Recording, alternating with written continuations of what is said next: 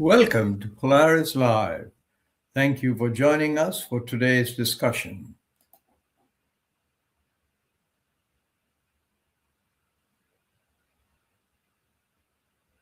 Sorry, something happened there technologically, but I want to say again, welcome to today's program, Polaris Live.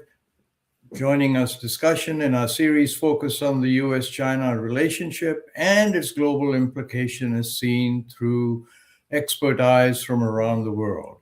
This user-supported channel is brought to you live in conjunction with the Foreign Policy Association of New York.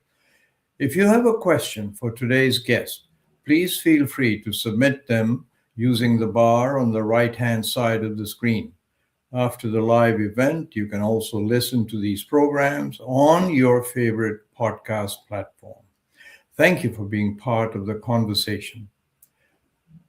Latin America today sits at the center of one of the most consequential global questions of our time: how countries intend and can pursue economic growth, protect their environment, and preserve policy sovereignty in a world no longer dominated by a single power. As the United States tightens trade policy with global tariffs, China deepens its economic presence across Latin America. Governments from Peru and Brazil are being asked, sometimes pressured, to make choices that will shape their development path for decades.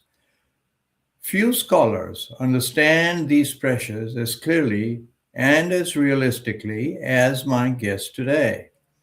Professor Mauricio Santoro is a political scientist at the State University of Rio de Janeiro and a specialist in Brazilian foreign policy.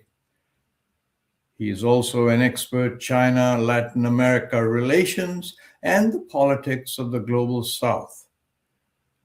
Professor Santoro has written extensively on Brazil's international role and the emerging dynamics of a multipolar world.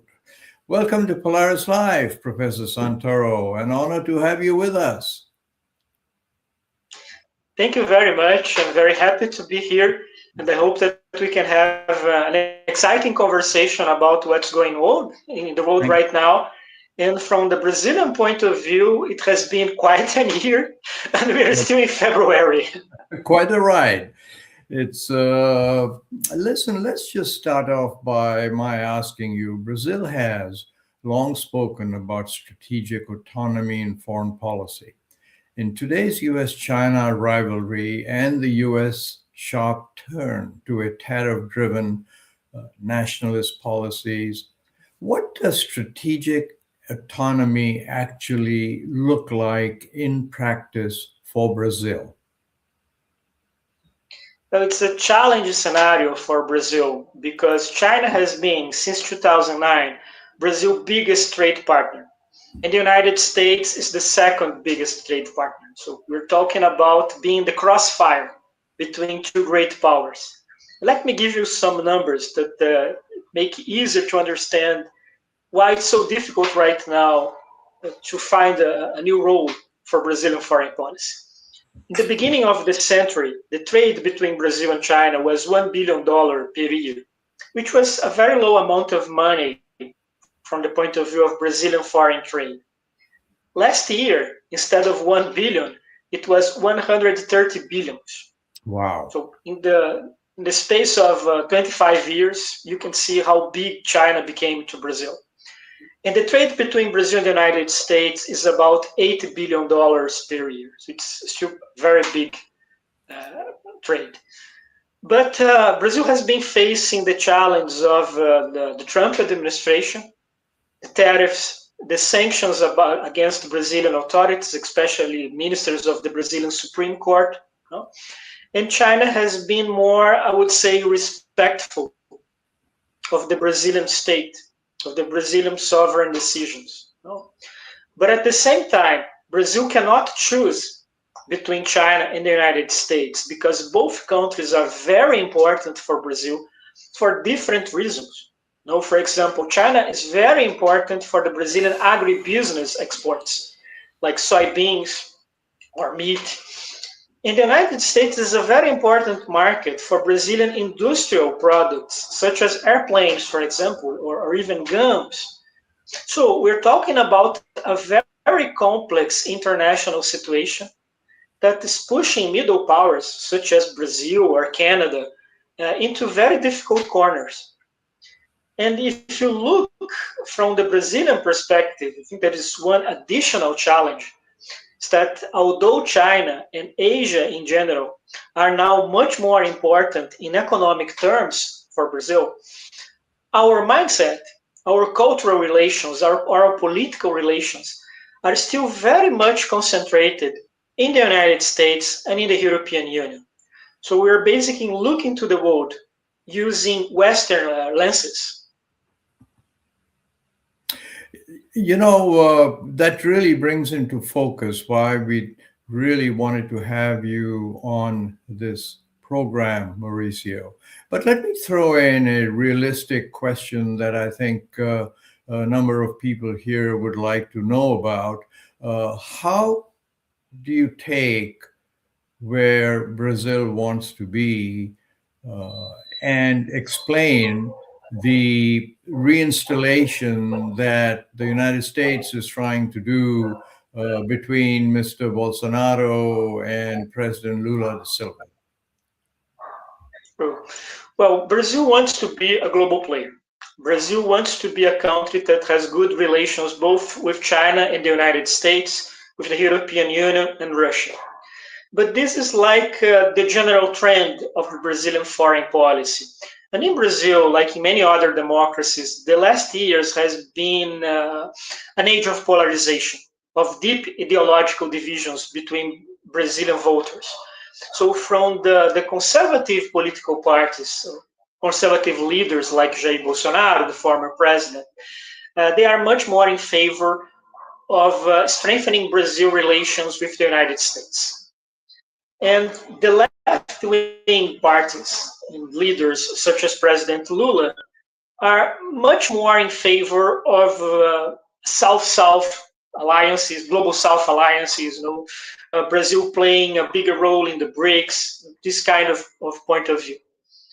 And the Trump administration understood that political division and in the beginning placed its bets on Jair Bolsonaro, on the former president followers in Brazil, which are a very important political group. We're talking more or less about 40% of Brazilian voters. But Bolsonaro is in jail now because of attempted coup d'etat. There is no perspective that he's going to be released anytime soon. And President Lula is quite popular, although not as popular as he used to be. He now has more or less the support of something around 42%, 45% of the Brazilian population. So you can see that Brazil is split in half between right and left. And that also has an impact in terms of foreign policy, in terms of how Brazilians think about the world. We're going to have general elections in Brazil in October, but the most important issues are going to be the economy and public security. So international affairs, they usually don't play a big role in Brazilian elections. I believe that this year is going to be slightly different. It's going to be more present than before. But even so, economy and crime, they are more important for Brazilian voters. Reuters quoted Brazil's President Luiz Inácio Lula da Silva during last October's ASEAN summit. That's the Asian group that was chaired by Malaysia last year. And the quote is that, let me start again. Reuters quoted Brazil's President Luiz Inácio Lula da Silva during last October's ASEAN summit in Malaysia, saying that his discussions with President Trump had gone well and that an agreement would be reached faster than anyone thinks. Have they? I think that they developed quite a good relationship. And frankly, I'm not surprised by that. Because, okay, President Lula and President Trump are on opposite sides of the left-right divide, but they share a similar style of leadership. They are both very charismatic and intuitive leaders. They don't trust bureaucracies. They don't trust a more systematic approach about international relations. They like these eye-to-eye meetings, these personal connections. And I think that they were able to negotiate with each other in a very effective way because both of them pride themselves in being very good negotiation. Trump, because of his history with the real estate market, and President Lula, because of his trajectory as a trade union leader. So they like to sit at the table with other people and reach an agreement. And also, I think that both the American and Brazilian administrations understand how each other economy, it's interdependent, right? So Brazil cannot say goodbye to good economic relations with the United States. It cannot even say that China is more important. Okay, China trade is bigger than an American trade, but American investments are very important for Brazil. And also a good relationship with the United States is very important in terms of access to advanced technology.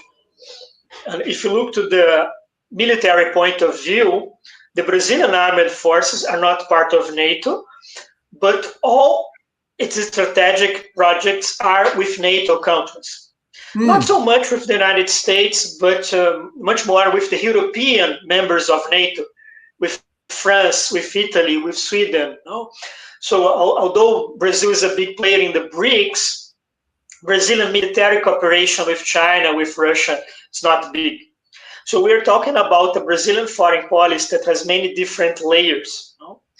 And I think that Lula actually is one of the few international leaders that can actually say that he was able to develop a good relationship with Trump during the past year.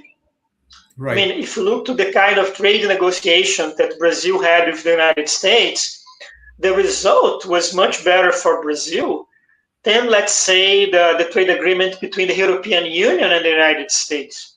Right. So I think it was a big achievement for Brazil, and it's important for the Lula administration to keep this good dialogue with Trump. And this is one of the explanations why Brazil has been so cautious about Venezuela, for example. So, okay, Lula criticized the American intervention in Venezuela, but in a very low-key tone, right? So Lula has been very careful about how he plays the Venezuela card.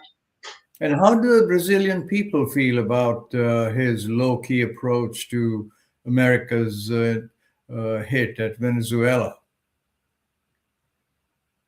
Any polls? Well, Venezuela is an important neighbor for Brazil. And as in so many other issues, the Brazilian society is quite divided about Venezuela. For example, the Maduro regime, or Chavismo in general, is not popular in Brazil. So the public opinion has a very strong rejection about that. But at the same time, there are many people in Brazil, especially in the armed forces and in the diplomacy, worried about a military intervention in Venezuela. So Brazil shares a huge border with Venezuela, more than 2,000 kilometers. It's a very complicated region from the geopolitical point of view. We're talking about the Amazon. It's a region with strong humanitarian problems, such as refugee crisis, organized crimes, vulnerable indigenous people. So the Brazilian state is worried about the perspective, the possibility of a long-term conflict in Venezuela. Right. But the Brazilian public opinion, it's not really that, this was not really a big rejection about what's going on in Venezuela right now. And it's worth to notice that the Brazilian left-wing social movements, although they are very critical of the intervention in Venezuela, they didn't go to the streets. there were not major protests or demonstrations against the American intervention in Venezuela, which is something that in other times would be very strong. No, Indeed. we would have very big mobilizations against that. So, Mauricio, let me take a moment to remind viewers that Polaris-Live is a commercial-free, entirely viewer-supported channel. We'd appreciate our viewers signing up to our mailing list at Kashmeri.com, becoming a subscriber to our YouTube program, and also signing up to subscribe to our other channels. We always welcome your comments on our video and podcast channel. So I need to digress a little bit to China again. So China continues to put money into Latin America infrastructure through its BRI, or Belt and Road Initiative project, and seems to be focused on winning hearts and minds and obviously resources from the region. Do you think that the U.S. is being outflanked from the hearts and minds perspective? Up to a point, yes. So what's the situation right now in Latin America concerning China? If you look to the polls, to the surveys with the public opinion in the region, Latin Americans really admire the United States. So they look to the United States as the country that they want to copy, that's the biggest influence in how Latin America sees the world and so on. But at the same time, the popularity of China in the region grew a lot.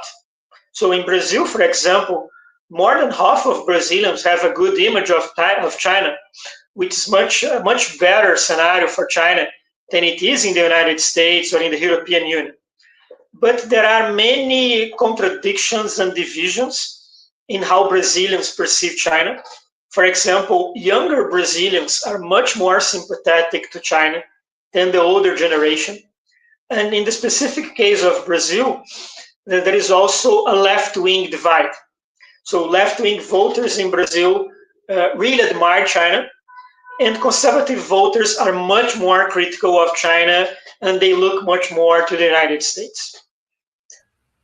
But at the same time, the economic connection between China and Latin America is super strong, but the cultural ties are not. Yes. So even if you live in Brazil with China as your biggest trade partner, it can be quite hard to have access to Chinese culture, Chinese movies, Chinese books. I mean, even finding a good Chinese restaurant in Brazil is not that easy, okay, outside the big cities of São Paulo and Rio de Janeiro. And that's strange. There is this big gap between economics and culture.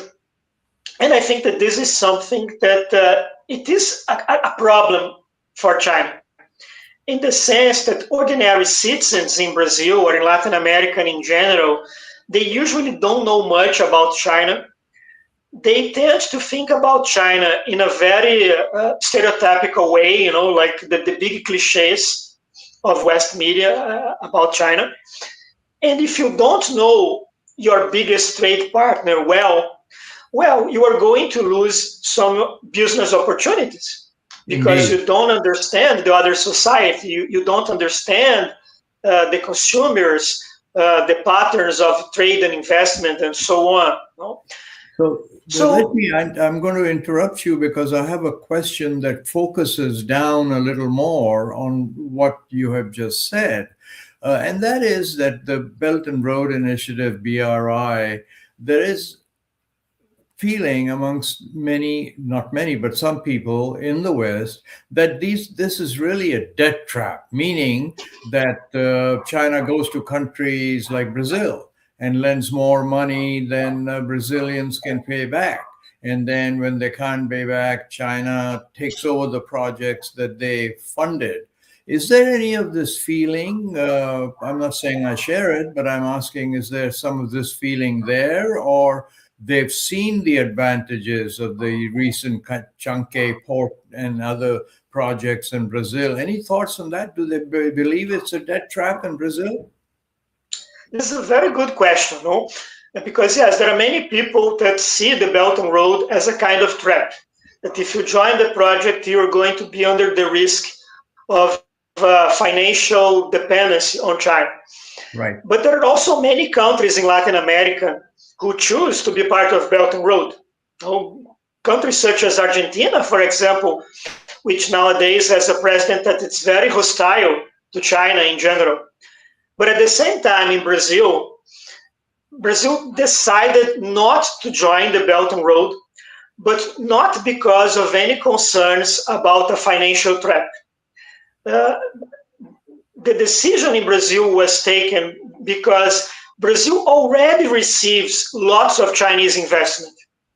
So there were years where Brazil was the developing country that received the biggest amount of money from Chinese investment. So what the Brazilian government thought was, okay, if we join the Belt and Road, not so much would change. We already receive lots of Chinese investment. I see. But the Brazilian diplomats were concerned that when they discuss Chinese investments with Beijing, they are talking on a bilateral negotiation, right? So it's much easier to have access to Chinese leaders. But in the Belt and Roads, it's more than 100 countries. So there was this fear between Brazilian leaders that they were going to lose access to Chinese authorities. Because everything that they would try to negotiate in the Belt and Road, they would have to share with 100 other governments. Got it. This is actually one of the problems that Brazil is facing right now in the BRICS, with this new expanded BRICS, with so much more countries involved. No? So it is interesting. So Brazil actually decided that the Belt and Road was not a good idea, but not because of any concerns regarding any hypothetical debt trap, but much more because the bilateral relationship between Brazil and China is so good that Brazil actually thought that it was going to lose by joining the Belt and Road. Well, it's a fascinating perspective, and that's the reason we have experts like you from around the world come and talk, because, you know, ordinary people go about their lives, their families, and really don't have time to understand deep issues like this. And you've put it so simply. I appreciate that. Now, I want to ask you that there's some experts who believe the competition between US and China will generate a new type of non-alignment, which, as I understand it, has been dubbed active non-alignment. Now, it's a new phrase, and in my understanding, previously countries would say that they're non-aligned, meaning that they will not favor any of among the two superpowers, one of the countries. But the active non-alignment seems to be as the block of middle income, the global South countries gains more influence, that they will use their active non-alignment to actually, not force, it's too strong a word, benefits from both America and China. How do you describe this movement to active non-alignment? Do you think it has legs? Can you explain it better than my amateurish explanation? No, I think it's a very good explanation. Non-alignment is very important for Brazil, and it's actually the way that the Brazilian several administrations, since the return of democracy more than 30 years ago, describe Brazilian foreign policy, in the sense that Brazil wants to be a global player without any kind of military commitment to any particular bloc or any particular countries. Brazil wants to have good trade relations with everybody. Brazil wants to have good diplomatic negotiations with all the major powers of the world. So, for example, Brazil does not support sanctions against Russia or against Iran and so on. There were just one exception to this non-alignment view of Brazilian foreign policy, which was the administration of President Jair Bolsonaro, because Bolsonaro had the vision that Brazil should be a special partner of the United States, that Brazil should develop a special relationship with the United States. But that was a very particular moment in the recent history of Brazil. With President Lula, we are back to a non-alignment policy, and actually, in many senses, giving priorities to build global South relations, to build alliances with other major developing countries, such as China or India, Indonesia. So everything is growing right now. And actually, President Lula is traveling to India in a few days, and it's probably going to be a very important trip. But it's interesting to notice that at the same time that we have this more global South approach with Lula, Brazil just negotiated an important trade deal between Mercosur and the European Union. So you can see that Brazil is playing in all the tables, right? That yes. Brazil is betting in many different approach. But then Brazil is a big economy, and it's a country with a strong diplomatic tradition, with some level of military power as well. So I think that Brazil has more freedom of movement than most countries. But what's going on with Brazil right now, what's going on with Canada, with other middle powers, it's very important, and I think that we should watch and learn how middle powers are going to behave in this more unstable world, in the crossfire between China and the United States. Well, Professor Santoro, I don't know how we've done it, but we've come to the end of our time.